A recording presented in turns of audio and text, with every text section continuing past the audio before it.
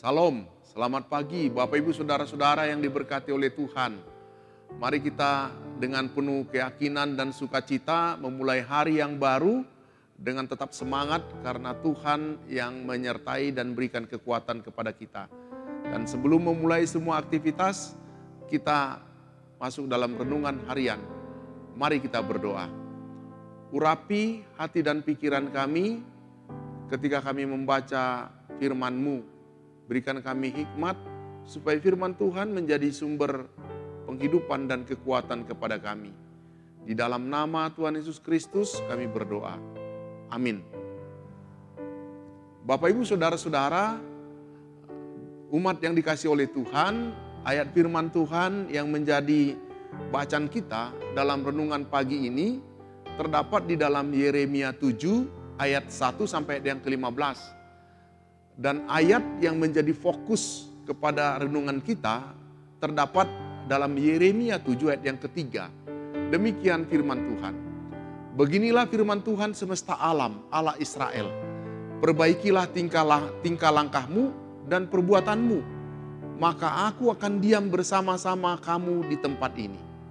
Bapak Ibu, dari fokus ayat bacaan ini, saya mau mengambil tema dengan judul Perbaikilah tingkah lakumu dan perbuatanmu. Bapak Ibu, saudara-saudara yang dikasihi oleh Tuhan Yesus Kristus, pada zaman Yeremia, ibadah kepada Tuhan di bait Allah, mereka sangat agungkan dan dianggap suci. Umat Israel begitu percaya bahwa kekuasaan Allah hadir dalam baitnya.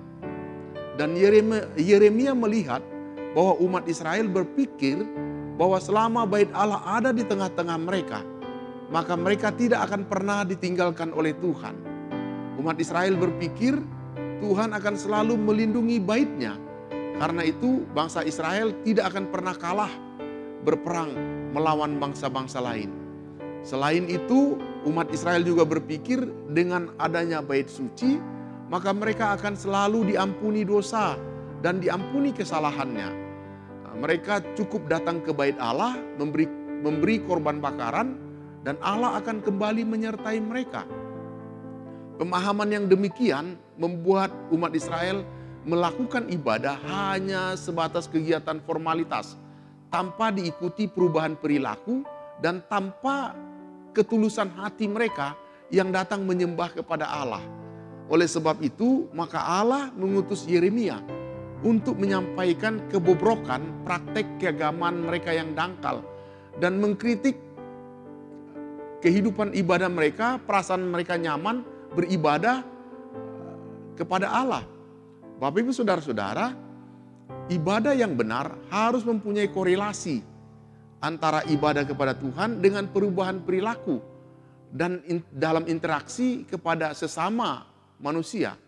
Itulah sebabnya Yeremia menyuarakan.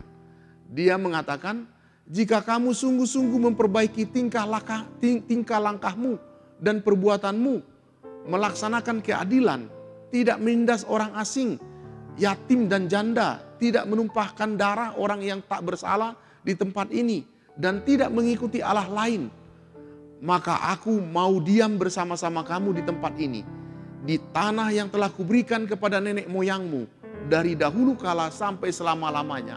Itu pada ayat yang kelima sampai ayat yang ketujuh. Bapak Ibu Saudara-saudara, dari ayat ini kita bisa melihat Yeremia menyuarakan supaya umat Israel bertobat dari praktek kehidupan keagamaan mereka yang salah. Dan tidak boleh memiliki sikap dualisme kehidupan.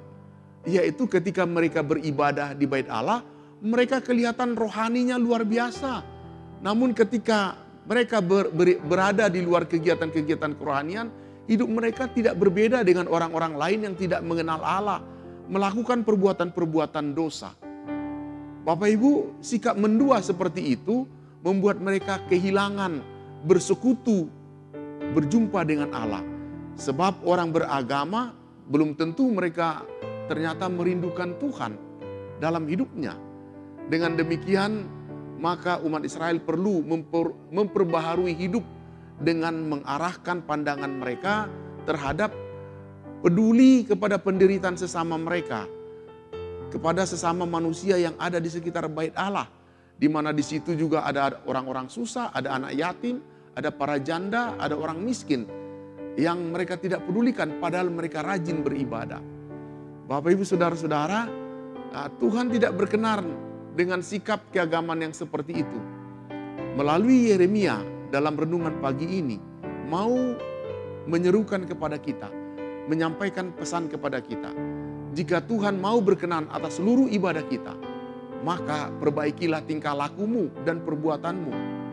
Perubahan sikap itu yang diperlukan agar Tuhan berkenan atas doa kita, agar Tuhan berkenan atas persembahan dan atas pujian yang kita sampaikan di dalam ibadah di bait Allah. Bapak Ibu Saudara-saudara, jika mereka hendak berjumpa dengan Tuhan dan jika Tuhan mau menyertai mereka dalam semua aktivitas kehidupannya, mereka harus memperbaiki diri. Tuhan tidak berkenan atas sikap keagamaan yang bermoral ganda, bermuka dua. Di bait Allah mereka soleh, namun di luar mereka menjadi pelaku-pelaku kejahatan dan ketidakadilan. Tuhan hanya mau tinggal dengan orang yang memperbaiki diri, yang mencari wajah Tuhan dengan sungguh-sungguh dan memelihara kehendak Tuhan dalam kehidupannya. Bapak Ibu Saudara-saudara, tindakan dan perbuatan kita harus sama ketika kita berada di bait Allah dan sama ketika kita juga berada di tengah-tengah masyarakat. Karena itu, marilah kita merubah cara dan pola tingkah laku kita serta perbuatan kita agar apa yang kita lakukan ketika beribadah dan di luar itu sama, sehingga Allah mau berdiam dalam kehidupan kita, menyertai kita dan memberkati kita. Demikian firman Tuhan. Terpujilah Kristus. Amin. Mari kita berdoa. Melalui kitab Yeremia kepada umat Israel yang menegur kehidupan keagamaan mereka, kami juga menyadari seringkali juga kami melakukan hal yang sama, di mana acap kali kami menjadi orang-orang yang saleh ketika beribadah, tetapi menjadi orang-orang yang berbeda dalam kehidupan sehari-hari. Mampukan kami untuk tetap menjadi terang firman-Mu dimanapun kami berada. Tetap memelihara iman, tetap taat dan setia dari waktu ke waktu di dalam Tuhan. Sertai kami ya Bapa, di dalam nama Tuhan Yesus Kristus kami berdoa. Amin. Demikian firman Tuhan. Kiranya firman Tuhan ini memberkati kita, mengawali kehidupan kita, melakukan semua tugas pekerjaan kita.